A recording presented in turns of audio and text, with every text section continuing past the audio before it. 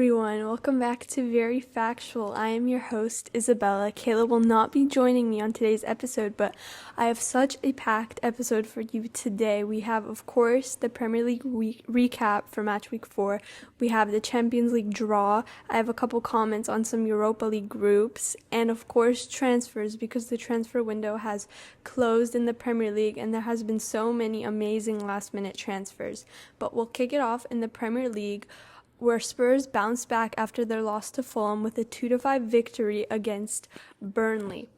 Burnley got the early lead in the game with Lyle Foster scoring in the 4th minute. 12 minutes later, Spurs equalized after capitalizing on an amazing counterattack, which Son put into the back of the net. Christian Romero put Spurs in the lead in stoppage time after scoring an incredible strike 16 yards out. James Maddison got his second goal for Spurs after taking his shot outside the box to take Spurs 3-2 up. Son scored 2 more goals to complete his hat-trick, putting the game really out of reach for Burnley. Josh Brownhill did come and score a late consolation goal for Company's men, but still remained pointless. This was such an exciting game. When Burnley scored in the 4th minute, I'm like, oh no, here we go. Spurs are back, because they lost to Fulham during the week, and then I thought they were going to lose to Burnley, but they really pulled through. And last season, if this early goal would have happened to them, then they would have crumbled. They played so well, and they just pushed on, and Son looks like he's in great form again, making the best of his chances, because last season he wasn't himself, but here under Postecoglou, he looks amazing. And can we just talk about James Maddison? What a bargain. One of the best signings of the window. He's so pivotal for Spurs. I would start him any day of the week for any team. He fits into that side so well, and he's really rejuvenated the squad, and he makes them fun to watch. Like, I actually enjoy watching Spurs now, which I wouldn't have said last season, but it's not just Maddison that makes them this great. It's Postecoglou. He was very underrated when he came to this job. A lot of people, they didn't know if he was going to make it. And he still is quite underrated, but it's working out for him. Spurs look one of the best sides so far, and they look so confident in the way they play. Like we saw on the counterattack, they're not afraid to take chances, and they have had an amazing start to the season. Speaking of great starts to the season, just as we thought Chelsea were getting better, they disproved us again. The only goal of the game against Forest came from Anthony Elanga off the bench right after halftime, after a passing mistake from Caicedo. Chelsea did have a few chances and drew fouls near the box, but they couldn't make the most of them. Many mistakes also occurred in the midfield and defense for Chelsea. Cole Palmer went on in the 62nd minute, but did not influence the Blues at all. The biggest miss for Chelsea was from Jackson in the 82nd minute. Forest completely deserved this win, and it looks like the old Chelsea are back. I'm just going to go off on Chelsea. There's absolutely no cohesion between Chelsea. They're so-called teammates, but they don't even know each other. None of them are comfortable with each other. They don't know how each other play. Just as I thought I saw a spark of something, they put it out. They don't know how they play. There's no, they need to do some team bonding, because it's not working out. And Caicedo was the cause of Forest's one and only goal, and they didn't even have that many chances. And as for Jackson's miss, there is absolutely no excuse for that. You need to put that in, especially from that close of a range. This game, they had to win. I think all the stats were in their favor, along with shots. They only had 3 or 2 on target, I believe, but still, you have to make the most of that. Everyone is sick of this inconsistent Chelsea, and this isn't what they need. Chelsea are a top 4 team, and now they're disappointing. They're not supposed to be 11th, 12th, and this is another reason why you don't go surfing the transfer market like you have unlimited money. None of these players know each other. They don't have the time to bond together and know how each other play. And as bad as I want to back Chelsea and support them this season. I'm not confident in them, and I think it's going to be the same as last season, and I really do feel bad for Pochettino because he is an amazing manager, but it's just when you have all these players that they just keep coming day after day, you can't find your set, like, starting 11 almost, because you have to test everyone out, and Chelsea need people to perform for them now. Everyone on that team is literally a child, like early 20s or maybe even younger. I mean, there is Thiago Silva, he's the oldest. Raheem Sterling, he's older. But they have bought so many wonder kids on these 6, 7, 8-year contracts. And we have to wait for the future, but we need Chelsea to perform now. And I am getting frustrated with Todd Bowley. It's not Pochettino, and I think he does have the excuse that he can use that, he's only been there for so long, but it's not, you can't use that all the time, especially as you get super far into the season. So I'm very concerned for them, and hopefully they can kind of reset during the international break.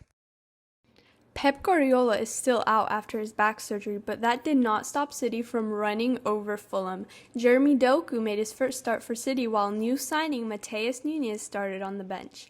Julian Alvarez opened the scoring in the 30th minute with a wonderful assist from Haaland. Just 2 minutes later, Tim Ream tied the game with a tap-in. Nathan Ake scored a really controversial goal in first half stoppage time, after protest from Fulham that Akanji was offside. Haaland scored his first goal of the game in the 57th minute after reading a run from Alvarez. A penalty was awarded when Issa Diop took down Alvarez in the box. Haaland stepped up to the plate, of course, and shot it right into the top left corner. To complete his hat-trick, Haaland scored in stoppage time and scored right from the middle of the box. You can't even be surprised anymore at City. They're so experienced, so stacked. They're such leaders. They have so much depth, and even without Pep, they completely steamrolled Fulham and they acted like nothing. Yes, the Ake goal was controversial because Akanji was kind of like in the way of the goalkeeper, which it should be disallowed. I thought it should have been because you are blocking the goalkeeper's view, and that's not fair. But they didn't even play that well in the first half. They definitely turned on the pressure in the second half. Like, City know each other, like the teammates, they know each other like the back of their hand. It's almost scary how good they are. I predicted them as my league winners, and I still very much think it's true. They did not drop off from their treble form last season, and missing Stones and Kevin De Bruyne and Pep, if you want to say, is not a problem at all. Jack Grealish didn't even feature in this game, and they did quite amazing. We didn't get to see Matheus Nunes, which we will get into more in depth later. What an entertaining matchup at the Amex where Brighton took on Newcastle. The beginning of minutes of the game, Newcastle did look to have much of an edge, but the Seagulls quickly caught up and took advantage. Brighton opened the scoring in the 27th minute after a bad spill-up by Nick Pope when Estupiñán recovered the ball, letting Mitoma have a chance. Then Gilmore without outrageous outside of the box shot, and then Evan Ferguson tapped it in after Nick Pope spilled out. Evan Ferguson scored once again in the 65th minute, finishing an amazing strike that made its way all the way to the bottom left corner.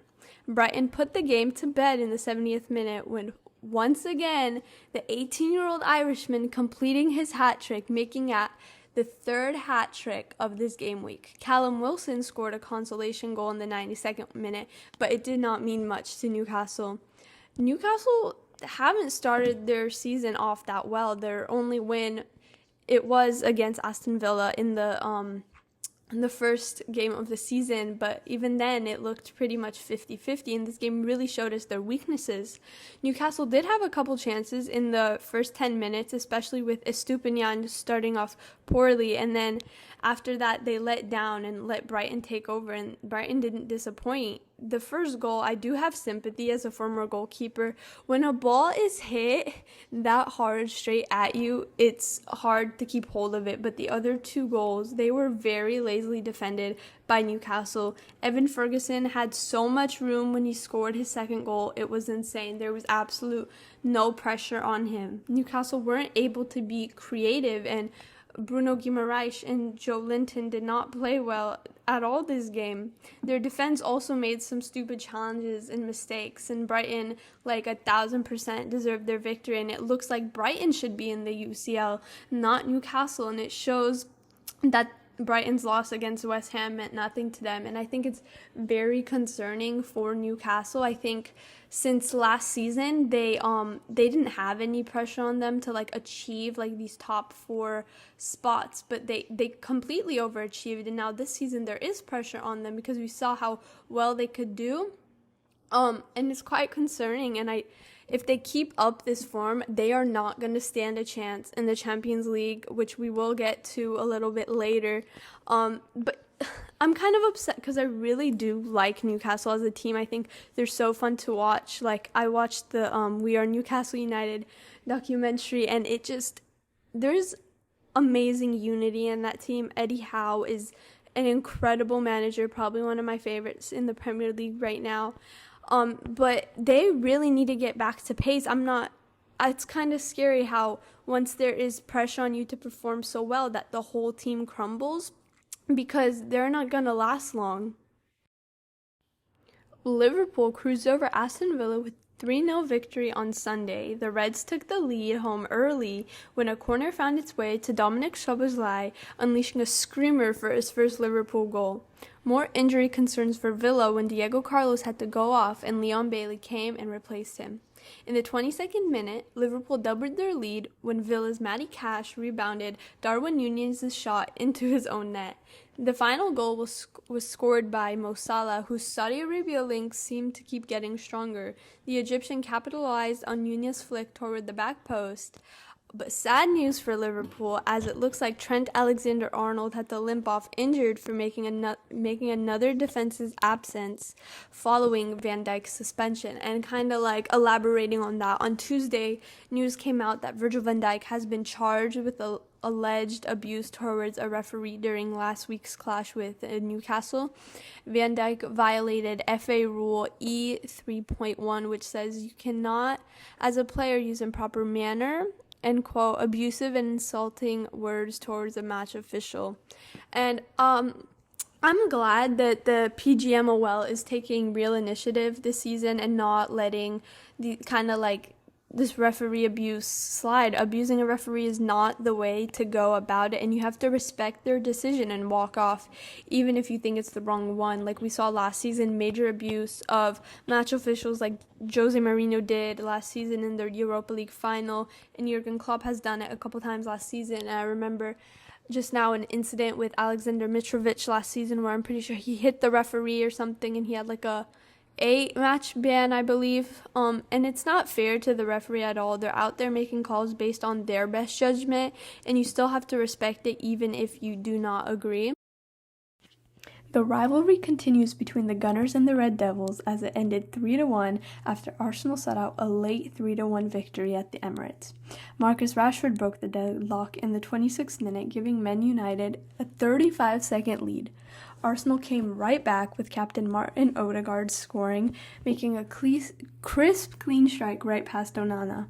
VAR came to both sides' rescue as it overturned a penalty awarded to Arsenal and denying a late Garnacho goal offside. And just as it looked like both teams would come away with a point from the game, Declan Rice came to the Gunners' rescue, scoring his first Arsenal goal in injury time. And just to be sure of the points, Gabriel Jesus scored his first goal of this season, slotting one more past Onana in the 101st minute. This game, it had me on the edge of my seat. I predicted a draw. I thought it was going to be 1-1, maybe 2-2, but Arsenal surprised me. And I'm going to keep pointing it out, but Kai Havertz lacked so much confidence in this game. He missed a few crucial chances and gave the ball away multiple times. One of the chances that he missed, he just couldn't get his touch right. And it was horrendous. And then the Marcus Rashford goal actually started from a pass Kai Havertz gave away.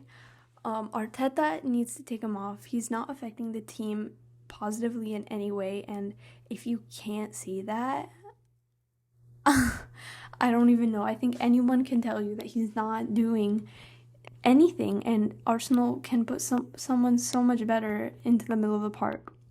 Gabriel returned into the side for injured Thomas Partey, who's out for a couple of weeks after a training injury. Hopefully that does not affect Arsenal in any way, as they already lost Urian Timber. Gabriel Martinelli looked really dangerous in the early stages, setting up shots for many of his teammates. The penalty recall was the right decision. Kai Havertz fell down very slowly, and it did not seem legitimate at all. It did look the first time as Wan-Bissaka clipped his ankles, but the replay showed us that he just went down slowly. He was just trying to win a penalty for his team. Lisandro Martinez had to come off injured, which hopefully is not serious for United, because they already lost Luke Shaw until the international break, and we saw Maguire come in. We also saw Johnny Evans, new signing, come in, and we got to see new strikers signing Rasmus Højlund in the game after he came on for Anthony Martial. Højlund could have got his debut goal, but Gabriel did well to stop him. Could have been a penalty, maybe two. Garnacho's goal was very close to call, but nevertheless, it was offside, so you do have to respect the rules. On paper, it looked like it was a nice and easy game for Arsenal, but in reality, it wasn't. Man United could have easily got the 3 points as well. And I think Man United just let down in the last, 10 minutes. They didn't think anything else would happen. I think almost both of them thought they were going to come away with a draw, but then we saw Declan Rice and Gabriel Jesus, and I think Declan Rice did so well in this game, and he just proves my point on why he could be a player of the season or the best signing of the season. So it was a very close game, though. It was those last 10 minutes that made a difference. On Thursday, the Champions League draw for the 23-24 season took place in Monaco, and there are some very interesting groups. I think the biggest group that everyone is looking toward to is Group F, which consists of PSG, Borussia Dortmund, AC Milan, and Newcastle. I think the teams that will get out of this group, the two are PSG, because their front line looks amazing. I mean, they signed Rendell Kolomuani from Eintracht Frankfurt, who they got last day of the transfer window, and they kept hold of Kylian Mbappe. And I just think PSG get out of the group stages like pretty much every season, so I think they definitely will. And I think Milan will be the other ones. I think Dortmund have been in very lousy form, especially the beginning of this season, maybe if they pick it up, but Newcastle have also looked very wonky, and I actually don't think Newcastle stand a chance. I think especially with their form right now, they don't stand a chance against like these big European teams. I mean, maybe at home a bit more because St. James's Park has an incredible atmosphere, but once they go away, I think they're going to crumble. I don't think they have that European experience. I think they don't have the players. I don't think they're European players like these. I mean, I think they have really amazing players, but they're not European level, and I think they'll definitely probably finish bottom of this group with Dortmund. Another group that I am looking forward to is Group A. I think there's Manchester United, there's Bayern Munich, there's Copenhagen, and Galatasaray. And it's a repeat of 1999, Manchester United, Bayern Munich. I am very excited to see this. I think Bayern will be one of the favorites to win Champions League this year, especially with Harry Kane, and they have looked pretty good this season. Manchester United, not so much, but I'm very excited. I think Copenhagen will struggle because Galatasaray is not a bad team as well. So I'm very excited to see that. Another group Manchester City, former champions, have a relatively easy group. They have RB Leipzig, they have Krenvas and they have Young Boys. I think last season we saw Manchester City beat Leipzig 7-0, something like that. I know they won 7 something, and I don't think the other two teams will be a problem for them at all. I think, like, we saw what they did to Fulham, we saw what they did to Newcastle. I think they're just going to continue this form, and they're probably going to win it again. Barcelona also have a very easy group. I think their only kind of challenge in this group will be Porto. They have a very easy group. Group E has Atletico Madrid, Feyenoord, Lazio, and Celtic. I think this is also a relatively easy group. Benfica, Group D, there's Benfica, Inter, RB Salzburg, and Real Sociedad. I think Inter will win this group with Benfica behind, and then Group Real Madrid are in a group with Napoli, Braga, and Union Berlin. I think Madrid will take this group along with Napoli. And then Arsenal also I think their group is a bit tougher. They have Sevilla, PSV, Eindhoven, and RC Lens. I think Sevilla will be maybe more of a challenge for them. PSV also. So I'm very excited to see how this season in the Champions League turns out. I think the groups don't look that hard. Maybe just Group F, but I think it's because, Liverpool's not in it this season, Chelsea's not in it this season. So there's like these other kind of like placeholder teams that are not going to do so well. And the Europa League, I just want to quickly comment on that. Brighton got drawn in a rather tougher group with Ajax, Marseille, and ARK Athens. I think Ajax will be a bit of a challenge for Brighton, but Brighton have been in amazing form. So I'm very excited how they do in Europe this season. Marseille also might be a bit of a challenge. Very excited to see how Brighton kind of faces off with big European teams. Liverpool are just going to walk away. They're going to win this group. They are in a group with LASK, Union SG, and Toulouse, and no doubt that they're going to win their group. I have so much confidence in them. Maybe they'll even win Europa League. Brennan Johnson has left Nottingham Forest to make a permanent move to Tottenham Hotspurs. He signed a 5-year contract for £47.5 million. As we know, Harry Kane has left, and everyone thought Spurs were going to fall apart, but we saw them do quite the opposite. They've been doing amazing, and I didn't think they needed a number 9, but I think it's still good that they have one for the long run. I mean, they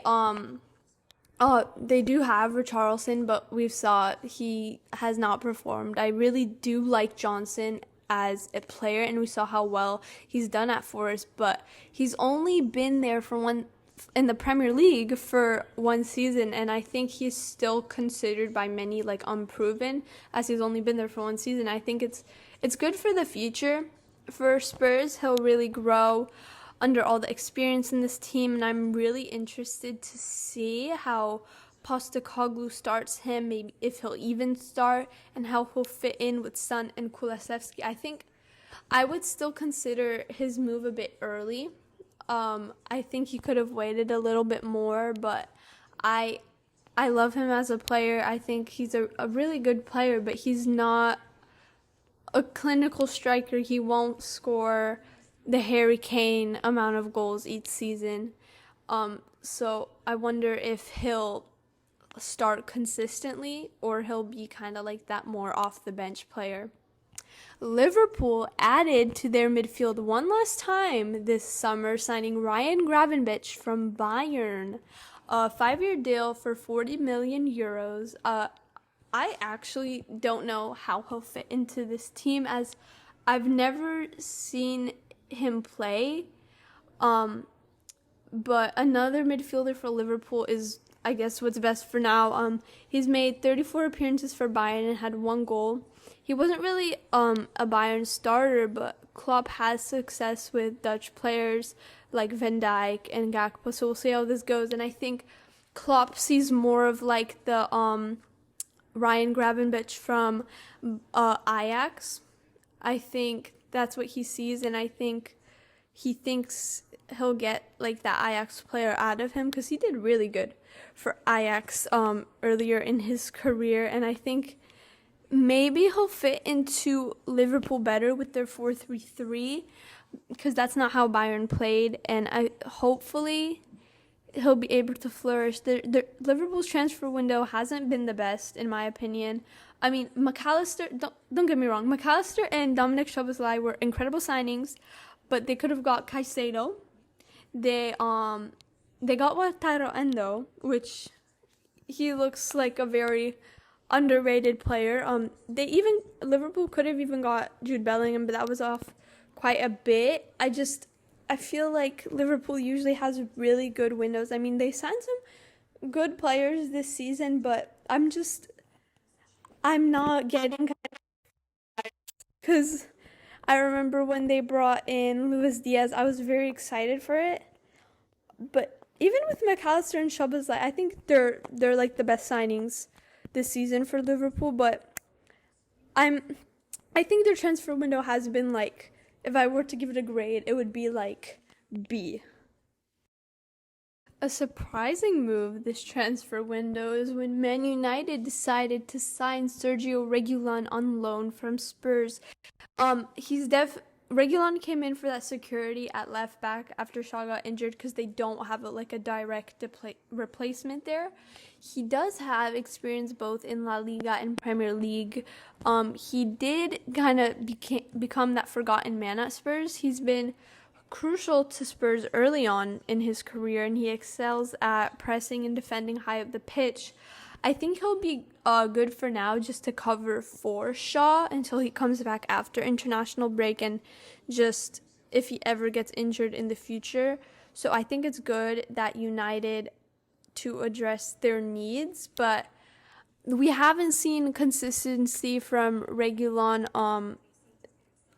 for a long time. I think he's played only a couple games for Atletico Madrid last season, and for Spurs he hasn't played in a while.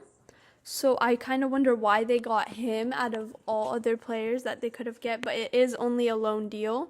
So he'll go back to Spurs next season. I'm kind of curious on how he'll do, to be honest, because I haven't seen him play for a while. So we'll see what happens with him. Another Man United player, Mason Greenwood, has left to Getafe on loan in La Liga.